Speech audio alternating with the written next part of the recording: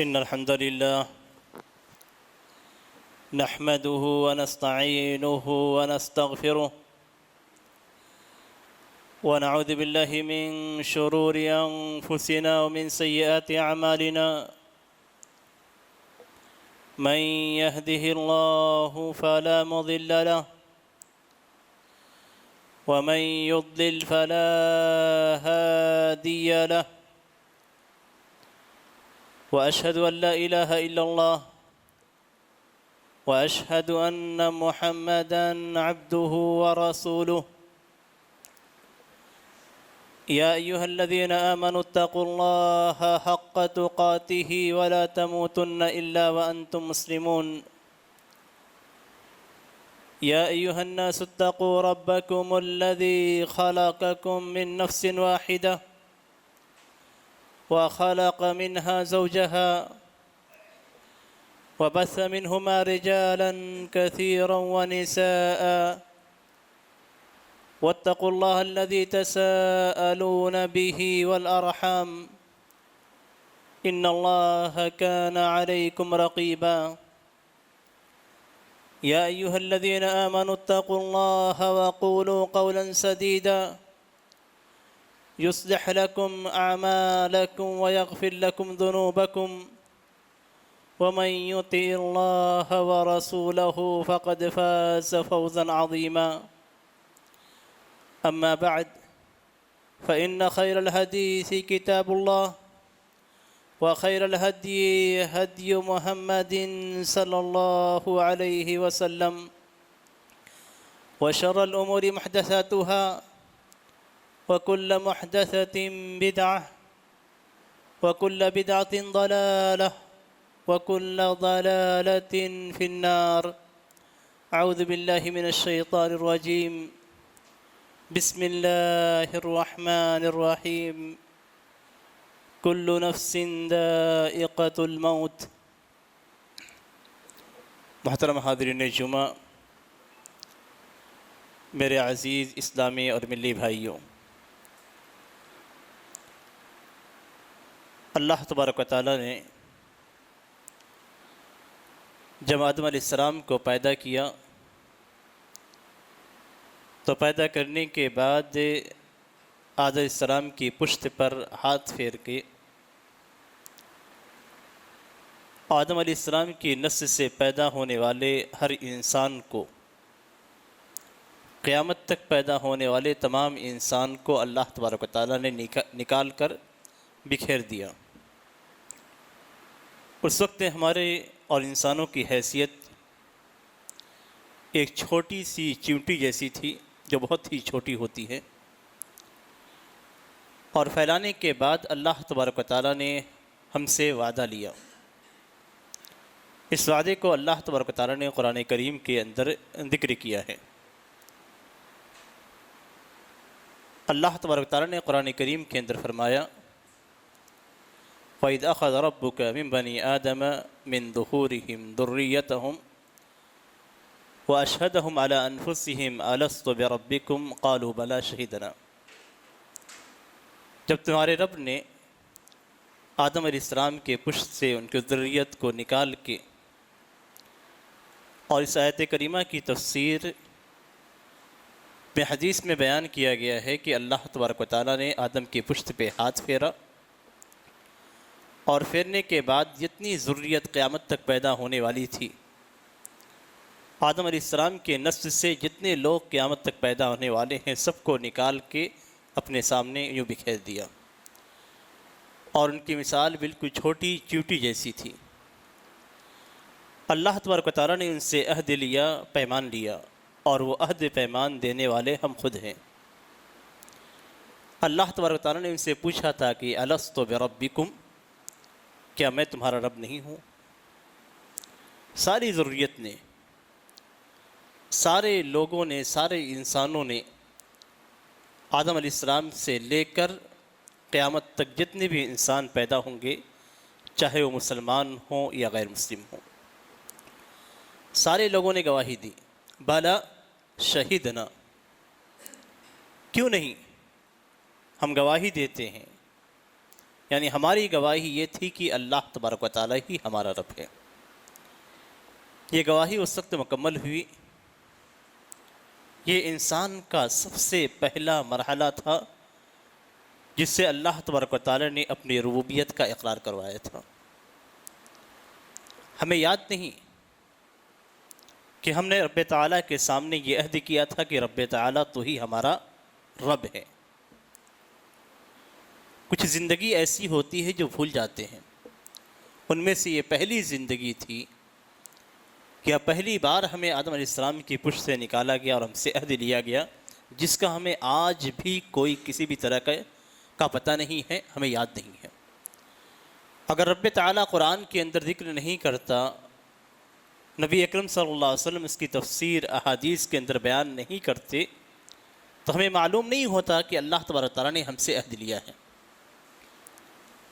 ان تقولوا یوم القیامہ انا کنا عن ھذا غافلین۔ اللہ تبارک تعالیٰ نے یہ عہد کیوں لیا تھا کہ کہیں ایسا نہ ہو کہ قیامت کے دن ہم رب تعالیٰ کے سامنے یہ کہہ بیٹھیں اور اس طریقے سے ہم جواب دیں کہ اے رب تعالیٰ ہم تو اس چیز سے غافل تھے، ہمیں تو معلوم ہی نہیں تھا کہ تو ہمارا رب ہے، ہم تیری عبادت کرتے۔ چونکہ یہ عہد ہم بھول چکے ہیں، ہم جانتے بھی نہیں ہیں، ماں کے پیٹ میں جب تک رہے ہمیں کوئی علم نہیں ہے ماں کی پیٹ کا۔ ماں کے پیٹ سے نکلنے کے بعد بھی جب اللہ تبارک تعالیٰ نے ہمیں شعور دیا، عقل دینی شروع کی، تو اس کے بعد سے ہمیں باتیں یاد رہنی شروع ہوئی۔ اسی لیے شریعت اسلامیہ کے اندر جتنے بھی احکام آپ کے اوپر لاگو ہوتے ہیں، آپ کو کرنا ہوتا ہے، وہ تمام کی تمام چیزیں عقل سے جڑی ہوئی ہیں۔ آپ بلوغت کے مرحلے کو پہنچ گئے تو یہ ایک علامت ہے، نشانی ہے کہ اب آپ قرآن اور حدیث کی بات کو سمجھنے لگے ہیں۔ یہ اس بات کی علامت ہے کہ آپ عمل کرنے کے لائق ہو چکے ہیں، آپ کے پاس عقل ہے، آپ قرآن اور حدیث کو سمجھ سکتے ہیں، اللہ تبارک و تعالیٰ کے پیغام کو سمجھ سکتے ہیں، تو اب آپ پہ لازم ہے کہ آپ سمجھیں اور سمجھنے کے بعد عمل کریں۔ کوئی شخص معذور نہیں ہے جب اس کے سامنے رب تعالیٰ کا کلام ہے، اس کے سامنے نبی اکرم صلی اللہ علیہ وسلم کی احادیث ہیں، اور اس کے سامنے انبیاء کرام کے وارثین علماء موجود ہیں، تب اس کے پاس کوئی عذر نہیں ہے۔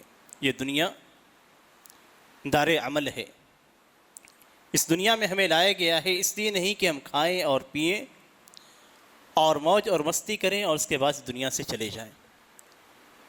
اس لیے کہ کہا گیا ان تقولوا یوم القیامہ انا کنا عن ھذا غافلین، کہ ہم اس بات سے تو غافل تھے۔ اللہ تبارک و تعالیٰ نے رسولوں کو نازل کیا، اللہ تبارک و تعالیٰ نے اپنی کتابیں نازل کی، اللہ تبارک و تعالیٰ نے انبیاء کرام کو معجزات دیے تاکہ لوگوں کو یقین ہو جائے کہ یہ شخص جو ہمارے درمیان ہے یہ اللہ کا پیغام لے کر آیا ہے۔ اللہ تبارک و تعالیٰ نے معجزے دیے، نبی اکرم صلی اللہ علیہ وسلم کو قرآن کی شکل میں کتاب دی تاکہ ہمیں یقین ہو جائے کہ نبی اکرم صلی اللہ علیہ وسلم اللہ کا پیغام ہم تک پہنچا رہے ہیں۔ کہ دنیا کام کرنے کی جگہ ہے، اور اس دنیا میں اگر ہم صحیح طور پہ عمل نہیں کرتے تو ہمارا جو آخری سفر ہے، جہاں ہمارا ٹھکانہ ہے، ہماری منزل ہے، وہ منزل ہمیں صحیح طور پہ نہیں مل پائے گی۔ نبی اکرم صلی اللہ علیہ وسلم کی حدیث ہے کہ ہر شخص کا دو ٹھکانہ اور دو منزل بنائی گئی ہے، ایک اس کی منزل جنت کے اندر ہے اور ایک جہنم کے اندر ہے۔ جنت کے اندر بھی آپ کا گھر بنایا گیا ہے اور جہنم کے اندر بھی آپ کا ٹھکانہ بنایا گیا، یہی آخری پڑاؤ ہے، یہیں پہ آپ کو پہنچنا ہے، یہی آپ کی منزل ہے، یہی آپ کا گھر ہے، آپ چاہے انکار کریں یا اقرار کریں۔ دنیا کے اندر جیسا آپ کا عمل ہوگا اسی اعتبار سے آپ کی منزل تبدیل کی جائے گی۔ آپ کا دونوں ٹھکانہ ہے، یہ راستہ آپ کو جنت تک بھی لے جاتا ہے، یہ راستہ آپ کو جہنم تک بھی لے جاتا ہے۔ اگر آپ کا عمل دنیا کے اندر نیک رہا تو آپ جنت کے اندر جائیں گے، اگر آپ کا عمل دنیا کے اندر خراب رہا تو آپ جہنم تک جائیں گے۔ اللہ تبارک و تعالیٰ نے بالکل صاف فرما دیا ہے، وَهَدَيْنَاهُ النَّجْدَيْنِ، کہ ہم نے دونوں راستوں کی رہنمائی اسے کر دی ہے، دونوں راستوں کے بارے میں بتلا دیا ہے کہ یہ خیر کا راستہ ہے، جنت تک جاتا ہے، یہ برائی کا راستہ ہے، جہنم تک جاتا ہے۔ اختیار کرنا کس راستے پہ آپ کو چلنا ہے، یہ اللہ تعالیٰ نے آپ کو اختیار دے دیا ہے، آپ کریں نہ کریں۔ دنیا کے اندر آپ کو اختیار دیا گیا ہے، مکمل اللہ تعالیٰ نے اختیار دیا ہے، تاکہ آپ یہ نہ کہہ سکیں کہ اے اللہ تو نے مجھے مجبور کیا تھا، میں جہنم میں گیا۔ آپ یہ نہ کہہ سکیں، آپ کو اختیار دیا گیا ہے۔ ایک شخص کو مکمل اختیار ہے، چاہے تو وہ نماز پڑھے اور نماز کو چھوڑ دے۔ ایک شخص کو مکمل اختیار دیا گیا ہے، چاہے تو وہ دین پہ رہے، دین سے نکل جائے۔ پابند نہیں کیا گیا اسلام کے اندر۔ اللہ تعالیٰ نے صاف فرما دیا ہے کہ لا اکراہ فی الدین، کوئی بھی کسی بھی طرح کی زور زبردستی نہیں ہے دین کے اندر۔ یہ زور زبردستی نہیں ہے، لیکن ٹھکانہ آپ کو بتلا دیا گیا ہے، آپ جیسا راستہ چلیں گے ویسے ہی جگہ پہ آپ پہنچیں گے۔ اس دنیا کے اندر ہمارا عمل جتنا نیک ہوگا اتنا ہی ہماری آخرت سنورے گی، اس دنیا کے اندر ہم جتنی برائیوں میں رہیں گے اتنی ہی ہماری آخرت برباد ہوگی۔ آخرت کا سفر کی اسٹارٹنگ یہیں سے ہوتی ہے۔ آپ کی یہ دنیا ایسی ہے کہ یہاں پہ جو کچھ آپ کریں گے اس کا نتیجہ آپ کو آخرت میں نظر آئے گا۔ یہ دنیا اچھی بھی ہے اور یہ دنیا خراب بھی ہے۔ ہماری عمریں ہمارے لیے نفع پہنچانے والی بھی ہے اور ہماری عمریں ہمیں نقصان بھی پہنچانے والی ہے، اور اللہ تبارک و تعالیٰ نے موت کا وقت مقرر کر دیا ہے، اور یہ موت کا وقت ایسا ہے کہ اللہ تبارک و تعالیٰ نے کسی کو بتلایا نہیں ہے، تاکہ ایسا نہ ہو کہ پہلے وہ برائیاں کرتا رہے، دنیا کے اندر فساد مچاتا رہے، اور اس کے بعد آخری ٹائم پہ کہے اللہ میں نے توبہ کر لی ہے، میں جنت میں چلا جاؤں گا۔ اللہ تبارک و تعالیٰ نے اسے بند رکھا ہے، کسی کو معلوم نہیں کہ کب وہ مر جائے گا، کسی کو اپنی موت کا علم نہیں ہے۔ ہمیں تو یہ بھی نہیں معلوم کہ ہماری جو سانس چل رہی ہے اگلی سانس ہماری آئے گی یا نہیں آئے گی، انسان کو اتنا بھی علم نہیں ہے۔ اور نہ ہی ان سانسوں کا تعلق اللہ تبارک و تعالیٰ نے انسانوں سے رکھا ہے کہ انسان اس سانس کو روک لے اور زندگی دے دے۔ اللہ تبارک و تعالیٰ نے صاف فرما دیا ہے کہ کل نفس ذائقۃ الموت، کہ ہر نفس کو موت کا مزہ چکھنا ہے۔ پوری دنیا کے اندر جتنی بھی چیزیں ہیں جس کے اندر نفس پایا جاتا ہے، روح پائی جاتی ہے، کسی نہ کسی دن اسے مرنا ہے، اور جب یہ مرنا انبیاء کرام پہ آ چکا ہے، نبی اکرم صلی اللہ علیہ وسلم کو وفات ہوئی، سارے انبیاء کرام کو وفات ہوئی، جو اس دنیا کے سب سے افضل ترین آدمی تھے ان کو وفات ہوئی، تو ظاہر سی بات ہے ہمیں اور آپ پہ اس سے کوئی مفر نہیں ہے، اور ہم میں سے ہر شخص یہ یقین رکھتا ہے کہ اسے کسی نہ کسی دن موت ضرور آئے گی۔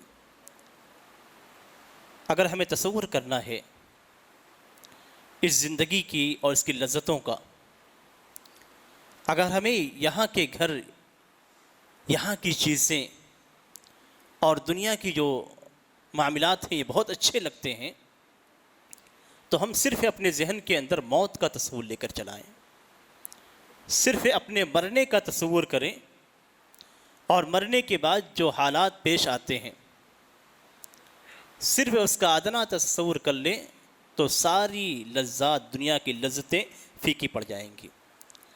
اسی لیے کہا گیا ہے کہ اکثروا من ذکر حادم اللذات، لذتوں کو توڑنے والے، لذتوں کو برباد کرنے والی چیز کو زیادہ سے زیادہ یاد کریں، یعنی موت کو۔ موت کو آپ یاد کریں گے تو تھوڑا سا تصور کیجئے موت کے وقت کیا کیفیت ہوتی ہے۔ اگر آپ نیک ہیں اور آپ پہ موت سے نہیں ڈرتے ہیں اپنی نیکی کی وجہ سے، دوسری کسی وجہ سے نہیں۔ موت سے آپ نہیں ڈرتے ہیں اپنی نیکی کی وجہ سے، اور آپ کو اللہ تبارک و تعالیٰ سے ملنا پسند ہے، تو نبی اکرم صلی اللہ علیہ وسلم کا فرمان ہے کہ من احب لقاء اللہ احب اللہ لقاءہ، کہ جو شخص سے اللہ تبارک و تعالیٰ سے ملنا پسند کرتا ہے، اللہ تبارک و تعالیٰ اس سے ملاقات کرنا پسند کرتا ہے۔ آپ کے اعمال نیک ہیں، آپ کے اندر توحید ہے، نیک اعمال ہیں، سارے نیک اعمال کرتے رہے، گناہوں سے توبہ کرتے رہے، استغفار کرتے رہے، تو پھر آپ اللہ تبارک و تعالیٰ سے ملنا پسند کریں گے۔ کیوں؟ اس لیے کہ پوری زندگی جس کی آپ عبادت کرتے رہے ہیں اور دنیا کی ہر چیز پہ جس کو آپ ترجیح دیتے رہے ہیں، اس سے ملنے کا اب وقت آ رہا ہے، تو آپ کے اندر شوق پیدا ہوگا، آپ کے اندر امید پیدا ہوگی کہ میں اس رب سے ملنے کے لیے جا رہا ہوں جو رب رحیم ہے، جس کے پاس رحمتیں ہی رحمتیں ہیں۔ مجھے اس رب سے ملنے کا شوق ہے جس رب کو مجھ سے ملنے کا شوق ہے۔ من احب لقاء اللہ احب اللہ لقاءہ، جو اللہ سے ملنا پسند کرتا ہے اللہ اس سے ملنا پسند کرتا ہے۔ ہمیں کب اللہ سے ملنا پسند ہوگا؟ جب ہمارے اندر ایمان، ہمارے اندر توحید ہوگی، ہم نمازوں کے پابند رہیں گے، روزوں کے پابند ہوں گے، ہم نیک کام کرتے رہیں گے، سارے واجبات کو ہم ادا کریں گے، اور ہم برائیوں سے دور رہیں گے، تو ایسی صورت میں ہمارے دل کے اندر خوف ختم ہو جائے گا۔ اس لیے کہ ہمیں یقین ہے کہ اگر ہم نیک عمل کریں گے تو اللہ تبارک و تعالیٰ ہمیں جنت سے نوازے گا، اور ہمیں اس بات کا بھی یقین ہے کہ اگر ہم برا عمل کریں گے تو اللہ تبارک و تعالیٰ ہمیں سزا دے سکتا ہے۔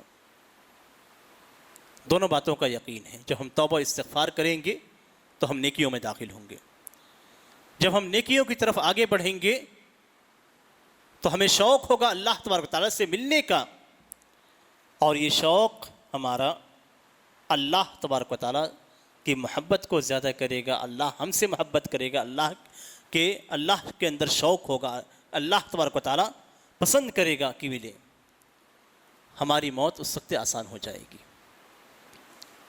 موت سے پہلے ہی رحمت کے فرشتے ہمیں نظر آنے لگیں گے، جہاں تک ہماری نگاہ جائے گی رحمت کے فرشتے بیٹھے ہوں گے، انتظار کریں گے کہ کب ملک الموت آتے ہیں اور اس سے پاکیزہ روح کو نکالتے ہیں۔ حدیث کے اندر اس طرح کی روح کو پاکیزہ روح کہی گئی ہے۔ اس پاکیزہ روح کو نکالتے ہیں، نکالتے ہی سارے فرشتے اسے لے لیں گے۔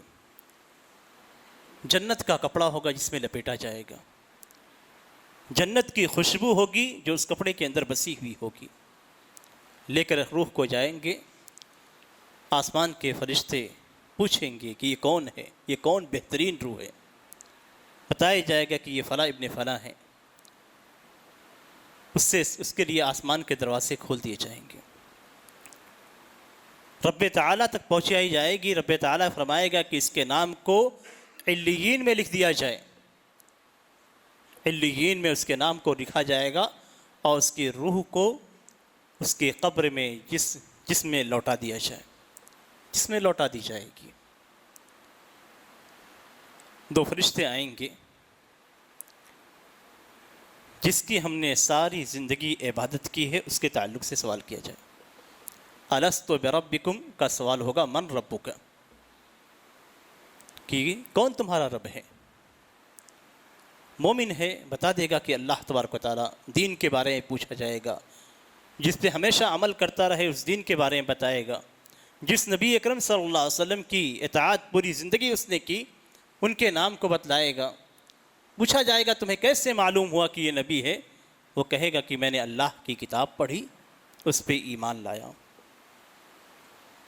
اس کے بعد اس کے لیے جنت کا بستر لگایا جائے گا، دنیا کا نہیں۔ دنیا کا تو کتنا بھی اچھا ہو، جنت کے مقابل میں کچھ بھی نہیں ہے۔ جنت کا بستر لگا دیا جائے گا۔ آج ہمیں اے سی کی ہوائیں اچھی لگتی ہیں، وہاں پہ جنت کی کھڑکی کھولی جائے گی، اور وہاں سے جنت کی خوشبو اور جنت کی بہترین ہوا اسے لگے گی، اور اسے کہا جائے گا کہ آرام سے سو جاؤ۔ یہ کن کی روحیں ہوں گی؟ جو دنیا کے اندر محنت کر رہے ہوں گے، یہ سوتے رہیں گے۔ قیامت قائم ہوگی تو قیامت قائم ہونے کے بعد ان کے اعمال کے مطابق وہاں بھی ان کے لیے آسانیاں رکھی جائیں گی، اور پھر جنت کے اندر حساب و کتاب ہونے کے بعد جنت کے اندر ان کو داخلہ ملے گا، جہاں فرشتے کھڑے ہو کر مبارکباد دیں گے۔ جنت کے دروازے کھول دیے جائیں گے، انہیں انتظار کی زحمت نہیں اٹھانی پڑے گی، اور اس کے بعد جنت میں ان کے عمل کے مطابق، ان کے ایمان کے مطابق، ان کے اخلاص کے مطابق انہیں گھر دیا جائے گا۔ جس گھر کی ایک اینٹ سونے کی ہوگی تو 200 اینٹ چاندی کی ہوگی، جس گھر کی زمین مشک کی ہوں گی، جس کے اندر جو رنگریزیں ہوں گے، کنکریاں ہوں گی، یہ کنکریاں بہترین قسم کے یاقوت اور زمرد کے ہوں گے۔ اتنا خوبصورت گھر جو انسان نے کبھی سوچا بھی نہیں ہوگا، اور ایسی نعمتیں اس کے اندر ہوں گی کہ ہمیں تصور بھی نہیں ہوگا۔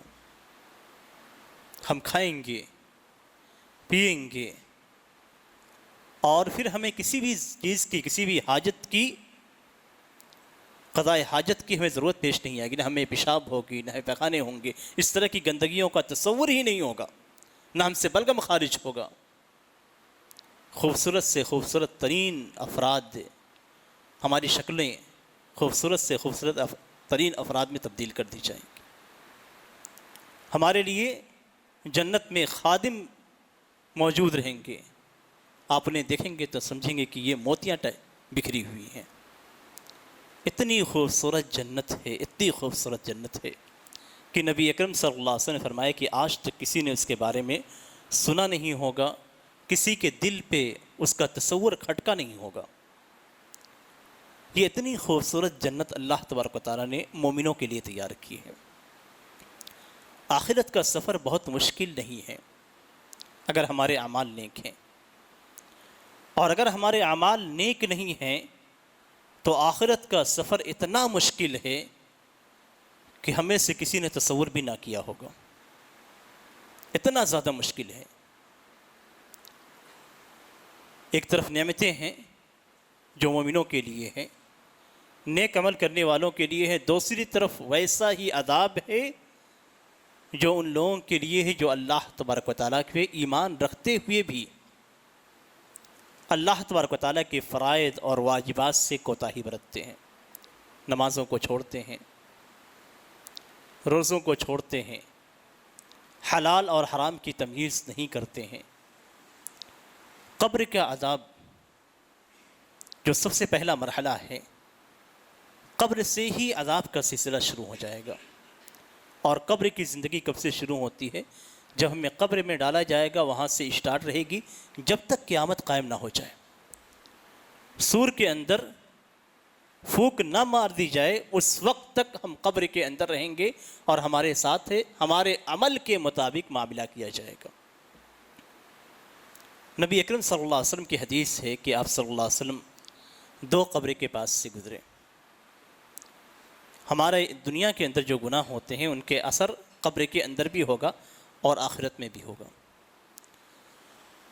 2 قبر کے پاس سے نبی اکرم صلی اللہ علیہ وسلم کا گزر ہوا، آپ نے فرمایا کہ یہ 2 قبر والے عذاب دیے جا رہے ہیں۔ وما يعذبان فی کبیر، یہ بہت بڑی گناہ میں، یعنی ایسا نہیں کہ جو بہت بڑا ہم سمجھتے ہیں، اتنے بڑے گناہ میں ان کو عذاب دیا جا رہا ہو۔ پھر آپ نے فرمایا کہ کیوں نہیں، یہ بڑی چیز ہے، بہت چھوٹی چیز نہیں ہے۔ اما احدہما فکان یمشی بالنمیمہ، ایک کا معاملہ کیا تھا، ایک قبر والے کا، کہ وہ چغل خوریہ کیا کرتا تھا، اس کی بات کو اٹھا کر اس سے بیان کرتا، دونوں میں لڑائیاں ہو جاتی۔ اس کی غیبت اس سے کیا کرتا تھا، جو آج عام طور پہ ہمارے درمیان رائج ہے، دوسروں کی برائیاں کرنا، 2 افراد کو آپس میں لڑانا، کسی کو نیچے گرانا، یہ تمام چیزیں آج مسلمانوں کے اندر بالکل عام ہیں۔ نبی اکرم صلی اللہ علیہ وسلم نے کیا فرمایا کہ ایک قبر والے کو اسی معاملے میں عذاب دیا جا رہا ہے۔ کوئی اس کی بات کو اٹھا کر اس کے سامنے رکھتا تھا اور دونوں میں لڑائیاں ہو جاتی تھی، اس کی غیبت کیا کرتا تھا، فکان یمشی بالنمیمہ، اس لیے اس کو عذاب دیا جا رہا۔ دوسرے کا معاملہ کیا تھا، وَأَمَّا الْآخَرُ فَكَانَ لَا يَسْتَنزِهُ مِنْ بَوْلِهِ، دوسرا شخص سے اپنے پیشاب کے چھینٹوں سے نہیں بچتا تھا۔ آپ سوچئے، ایک چھوٹی سی مثال یہ دی گئی ہے، آپ پیشاب کرتے ہیں، پیشاب کی چھینٹیں آپ کے اوپر پڑتے ہیں، نجاست سے، اپنی ہی نجاست سے اپنے آپ کو آپ دور نہیں رکھتے ہیں، اپنی ہی نجاست سے آپ اپنے آپ کو دور نہیں رکھتے ہیں، اس کا انجام کیا ہے کہ قیامت کے دن، قیامت سے پہلے ہی آپ کو قبر میں عذاب دیا جا رہا ہے۔ کتنے مسلمان ہیں آج ہم دیکھتے ہیں کھڑے ہو کر پیشاب کرتے ہیں، اور کھڑے ہو کر پیشاب کرنے کے نتیجے میں جو چھینٹیں ہیں وہ اوپر پڑتے ہیں۔ کم از کم جب طہارت وہ حاصل کرتے ہیں تب تو چھینٹیں پڑتے ہیں، جب پانی ڈال کر صفائی کرتے ہیں اس وقت چھینٹیں پڑتے ہیں۔ نبی اکرم صلی اللہ علیہ وسلم کی اس حدیث میں کہا گیا ہے کہ جو شخص سے اپنے پیشاب کے چھینٹوں سے نہیں بچتا ہے اس کو قبر میں عذاب دیا جا رہا ہے۔ ایک معمولی سی نجاست جسے ہم دور کر سکتے ہیں، جسے ہم دھل سکتے ہیں، آپ بعد میں دھل بھی لیں پھر بھی یہ وعید موجود ہے کہ آپ کو پیشاب کرنا ہے تو پیشاب کی چھینٹوں سے اپنے آپ کو بچا کے رکھیں۔ دھلنا بعد کی چیز ہے، وہ تو آپ پر واجب ہی ہے۔ پیشاب کی چھینٹیں نجاست سے آپ کو بچانا ہے۔ ہم میں سے کتنے مسلمان ہیں جو اپنے آپ کو حرام مال سے نہیں بچاتے ہیں؟ یہاں تو صرف پیشاب کا معاملہ ہے۔ کتنے مسلمان ہیں جو اپنے آپ کو سود سے دور نہیں رکھتے ہیں؟ یہ تمام چیزیں قبر کے اندر عذاب کا باعث بنیں گی۔ یہ پہلا مرحلہ ہوگا۔ دوسرا مرحلہ جو قیامت کے دن ہوگا اور حساب و کتاب کے بعد عذاب کا مرحلہ ہوگا، جہنم، جسے ہم بہت معمولی سمجھتے ہیں اور عام طور پہ ہماری زبان سے یہ نکلتا ہے کہ آخرت کا معاملہ آخرت میں دیکھ لیں گے، بڑی آسانی سے مسلمان بول دیتا ہے۔ نبی اکرم صلی اللہ علیہ وسلم کی حدیث ہے جنت کی نعمت اور جہنم کی سختی کے تعلق سے کہ ایک شخص کو لایا جائے گا جو دنیا کے اندر سب سے بہترین زندگی گزارے ہوگا، ایسی زندگی جس کا آپ تصور کر سکتے ہیں کتنی بہترین زندگی ہوگی، دنیا کا سب سے بہترین شخص، اس کو لایا جائے گا اور جہنم میں ڈال کر ایسے نکال لیا جائے گا، اور پھر اس کے بعد پوچھا جائے گا کہ کیا تم نے کبھی کوئی نعمت دیکھی ہے، کیا تم نے کبھی کوئی خیر پایا ہے؟ تو اس نے کہے گا نہیں، اللہ کی قسم، اللہ کی قسم، میں نے کبھی کوئی نعمت نہیں پائی، کبھی کوئی بھلائی مجھے نہیں ملی، کوئی اچھائی مجھے نہیں ملی، دنیا کی ساری نعمتیں صرف جہنم کی ایک ڈبکی سے بھول جائے گا۔ دوسری طرف ایک شخص کو لایا جائے گا جو دنیا کا سب سے فٹیچر آدمی ہوگا، سب سے خراب زندگی گزارنے والا، اسے لایا جائے گا اور لانے کے بعد اسے جنت کے اندر ڈال کر ایسے ہی نکال لیا جائے، ڈالنا اور نکالنا۔ پھر رب تعالیٰ اس سے پوچھے گا کیا تم نے کبھی کوئی پریشانی پائی ہے، کیا تمہیں کبھی کوئی تکلیف ہوئی ہے؟ تو وہ کہے گا کہ نہیں، اللہ کی قسم، مجھے کبھی کوئی تکلیف نہیں ہوئی، مجھے کبھی کوئی پریشانی نہیں ہوئی۔ یہ صرف سیکنڈوں کی بات رہے گی جنت اور جہنم میں جانے کی، کہ اپنی پرانی زندگی انسان بھول جائے گا دنیا کے اندر جو جی کے گیا ہے۔ اور جنت کی تفصیلات کو جاننے کے بعد جہنم کی صرف ایک چھوٹی سی مثال جو نبی اکرم صلی اللہ علیہ وسلم نے دی ہے کہ جہنمیوں میں سب سے ہلکا عذاب، جہنمیوں میں سے سب سے ہلکا عذاب جسے دیا جائے گا، اسے جہنم کے انگارے کے 2 جوتے پہنا دیے جائیں گے۔ ہم جوتے پہنتے ہیں، جوتے کے تلوے کے حصے میں انگارے ہوں گے جہنم کے، اور اسے وہ صرف پہنے گا۔ یہ جہنمیوں میں سب سے ہلکا عذاب جسے دیا جائے گا اس کی یہ کیفیت ہوگی، وہ پہنے گا، اس سے اس کا دماغ ابلنے لگے گا، پیر میں پہنے گا، اتنا سخت جہنم ہے، اور جہنم کی گرمی، اس کی آگ، اس کی تپش اتنی تیز ہے کہ پیر میں پہنے گا اور اس کا دماغ ابلے گا۔ یہ سب سے کم جہنم کا عذاب ہے۔ اور اگر ہم تصور کرنا چاہتے ہیں، بہت دنیا کی زندگی ہمیں بہت زیادہ غافل میں ڈالی ہوئی ہے، تو صرف پیر کے نیچے ایک انگارہ، کوئلے کا انگارہ رکھ کے 2 منٹ کھڑے ہو جائیں تو ہمیں سمجھ میں آ جائے گا کہ جہنم کیسی ہوگی۔ جس جہنم کے تعلق سے مسلمان غافل میں ہیں، الہاکم التکاثر حتی زرتم المقابر، کہ تمہیں دنیا کے اندر مال زیادہ سے زیادہ کمانے نے غافل کر دیا ہے۔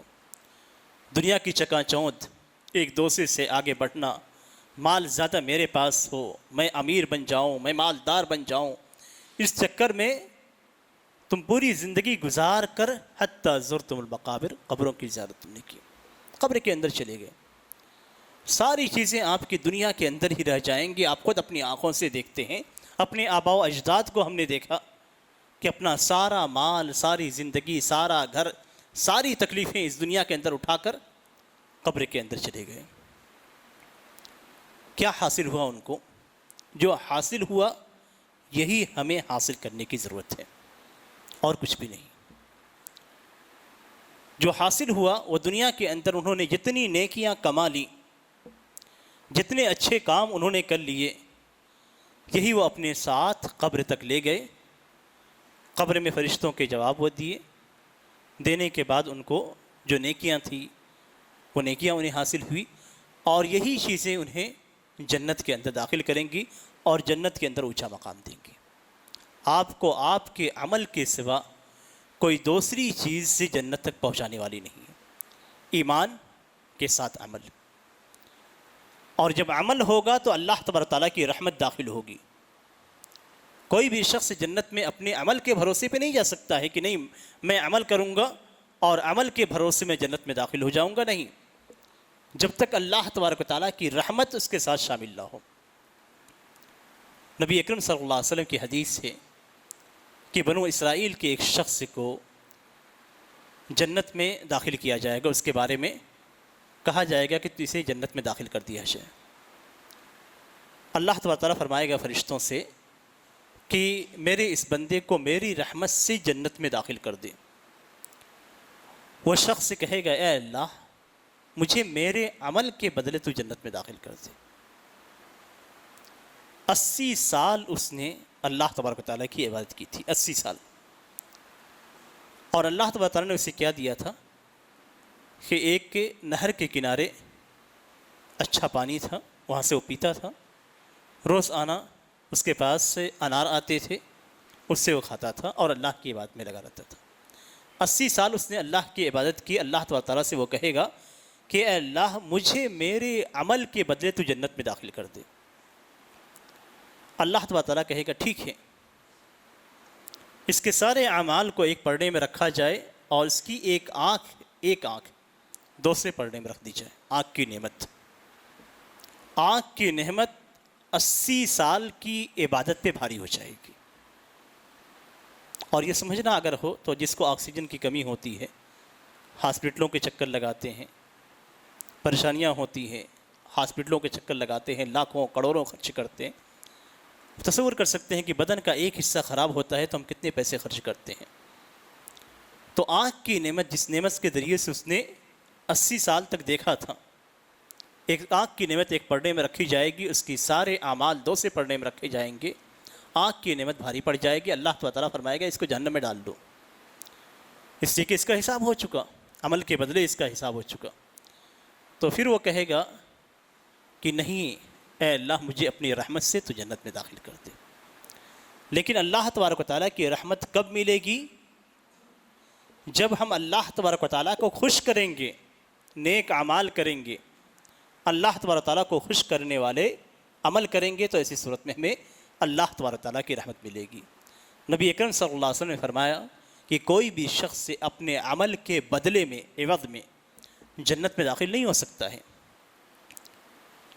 صحابہ کرام نے پوچھا، اے اللہ کے رسول، آپ بھی آپ بھی اپنے عمل کے بدلے جنت میں داخل نہیں ہو سکتے ہیں؟ تو نبی اکرم صلی اللہ علیہ وسلم نے فرمایا کہ ہاں میں بھی، اللہ کہ اللہ تبارک و تعالیٰ مجھے اپنی رحمت کے سائے میں جگہ دے دے تو میں جنت میں داخل ہو جاؤں۔ لیکن رحمتیں کب نازل ہوں گی؟ جب ہم خوش کریں گے، اللہ کو خوش کرنے والے عمل کریں گے تو ہمیں جنتیں ملیں گی، رحمتیں ملیں گی، اللہ تبارک و تعالیٰ ہم سے خوش ہوگا۔ اور جنت کے اندر جو سب سے بہترین چیز ہے وہ یہ کہ اللہ تبارک و تعالیٰ کی رؤیت ہمیں نصیب ہوگی، جس کی ہم نے پوری زندگی عبادت کی ہے۔ اللہ تبارک و تعالیٰ کا چہرہ ہمیں دکھائی دے گا، اللہ تبارک و تعالیٰ کو ہم دیکھ سکیں گے جب ہم جنت میں داخل کریں گے۔ تو ہم میں سے ہر مسلمان کو کوشش کرنی چاہیے کہ اس کا جو آخرت کا سفر ہے، جہاں سے اسٹارٹ ہوتا ہے یعنی دنیا سے، اس دنیا کے اندر ایسا عمل کرے کہ اس کی آخرت سنور جائے، اس کے قبر کے معاملات سنور جائیں، اور وہ دنیا کے اندر بھی کامیاب ہو اور آخرت کے اندر بھی کامیاب ہو۔ اور یہ اسی وقت ہو سکتا ہے جب ہم ہر قسم کے فرائض کو جو اللہ تبارک و تعالیٰ نے ہم پر واجب کیے ہیں، ان واجبات کو صحیح طور پہ ادا کریں گے۔ ہر وہ چیز جس کو اللہ تبارک و تعالیٰ نے حرام کی قرار دیا ہے اس سے مکمل طور پہ بچیں گے۔ واجبات کو کرنے میں ہمارا نقصان ہو سکتا ہے کہ ہم اللہ تبارک و تعالیٰ نے جو واجب کیا ہے اس کے اندر ہمیں مالی نقصان ہو جائے، ہمارے بدن کو تکلیف پہنچ جائے، ہمیں پریشانیاں ہوں۔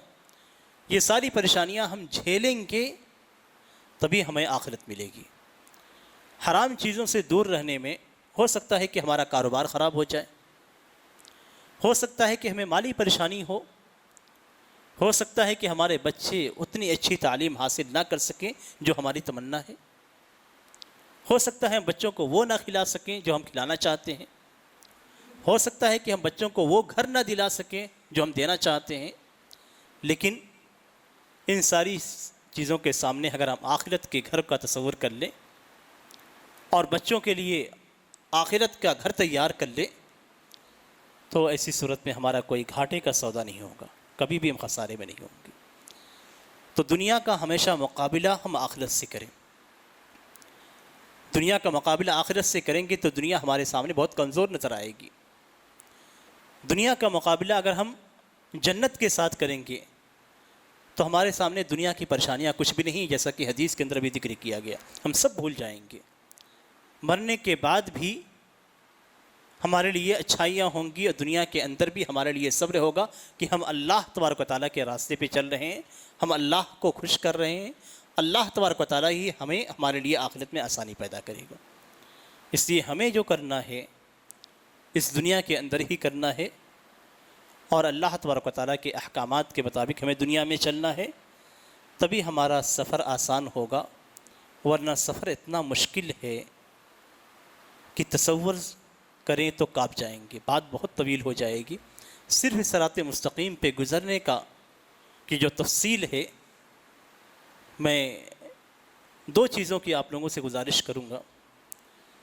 قبر کے جو حالات ہیں ان حالات کو تفصیل کے ساتھ پڑھیں، قیامت کے دن کا تصور کریں، اور ساتھ ہی جس انداز میں پل صراط پہ پل پہ گزرنے کا، پل صراط جسے کہا جاتا ہے، اس پہ گزرنے کا جو تصور ہے، کس انداز میں جہنم ہمیں پکڑنے کی کوشش کرے گی، کیسے کیسے انسان اپنے عمل کے اعتبار سے گزرے گا، اس کو آپ پڑھیں تو آپ کو سمجھ میں آ جائے گا کہ یہ دنیا کیا ہے، کتنی حقیر ہے۔ اللہ تبارک و تعالیٰ حدیث کے اندر ہے کہ اللہ تبارک و تعالیٰ کے نزدیک اگر دنیا کی حیثیت ایک مچھر کے پر کے برابر بھی ہوتی، جس دنیا کے لیے ہم مرے جا رہے ہیں، اس دنیا کی حیثیت اگر ایک مچھر کے پر کے برابر بھی ہوتی تو اللہ تبارک و تعالیٰ کسی کافر کو پانی نہیں دیتا، لیکن اللہ تبارک و تعالیٰ کے سامنے اس کی کوئی حیثیت نہیں ہے۔ جس کو ہم اپنی آنکھوں میں بڑا رکھتے ہیں، جس کو ہم سجانے کی کوشش کرتے ہیں، اس کی حیثیت اللہ تبارک و تعالیٰ کے سامنے ایک مچھر کے پر کے برابر بھی نہیں ہے۔ تو جب اللہ تبارک و تعالیٰ کے نزدیک نہیں ہے تو ہمارے نزدیک بھی نہیں ہونی چاہیے۔ ہمارے لیے صرف یہ ایک، جس طریقے سے ہم کہیں سفر کرتے ہیں تو ڈھابے پہ اترتے ہیں اور چائے پیتے ہیں اور آگے بڑھ جاتے ہیں، یعنی آگے کے لیے ہم راشن لے لیتے ہیں یا کھانے پینے کی چیزیں لے لیتے ہیں یا اپنے اندر قوت پیدا کر لیتے ہیں، ایسی ہی اس دنیا کی حیثیت ہے، جس کو نبی اکرم صلی اللہ علیہ وسلم نے فرمایا کہ دنیا کی حیثیت ایسی ہی ہے جیسے ایک آدمی سفر کرتا ہے تو کسی درخت کے نیچے تھوڑی دیر آرام کرتا ہے، پھر اس کے بعد وہاں سے گزر جاتا ہے۔ تو دنیا ہمارے لیے ویسے ہی ہے کہ تھوڑی دیر یہاں پہ آرام کریں، یعنی آرام کرنے کا مطلب یہ ہے کہ یہاں پہ ہم عمل کر لیں اور عمل کرنے کے بعد پھر آگے گزر جائیں۔ اللہ تبارک تعالیٰ سے دعا ہے کہ اللہ تبارک تعالیٰ ہمارے لیے اس دنیا کو دار عمل بنا دے، ہمارے لیے نیک عمل کا ذریعہ بنا دے، ہمارے قبروں میں ہمارے لیے آسانیاں پیدا کر دے، آخرت کے منازل کو ہمارے لیے آسان کر دے اور ہمیں جنت نصیب فرمائے۔ آمین۔ بارک اللہ لی ولکم فی القرآن العظیم ونفعنی وإیاکم بما فیہ من الآیات والذکر الحکیم انہ تعالی جواد کریم ملک بر رؤوف الرحیم۔ ان الحمد للہ نحمده ونستعینه ونستغفره ونعوذ باللہ من شرور انفسنا ومن سیئات اعمالنا من يهده الله فلا مضل له ومن يضلل فلا هادي له وأشهد أن لا إله إلا الله وأشهد أن محمدا عبده ورسوله أما بعد فإن خير الحديث كتاب الله وخير الهدي هدي محمد صلى الله عليه وسلم وشر الأمور محدثاتها وكل محدثة بدعة وكل بدعة ضلالة وكل ضلالة في النار۔ أعوذ بالله من الشيطان الرجيم۔ إن الله وملائكته يصلون على النبي يا أيها الذين آمنوا صلوا عليه وسلموا تسليما۔ اللهم صل على محمد وعلى آل محمد كما صليت على إبراهيم وعلى آل إبراهيم إنك حميد مجيد۔ اللهم بارك على محمد وعلى آل محمد كما باركت على إبراهيم وعلى آل إبراهيم إنك حميد مجيد۔ عباد الله رحمني ورحمكم الله، إن الله يأمر بالعدل والإحسان وإيتاء ذي القربى وينهى عن الفحشاء والمنكر والبغي يعظكم لعلكم تذكرون، فاذكروا الله يذكركم وادعوه يستجب لكم ولذكر الله أكبر والله يعلم ما تصنعون۔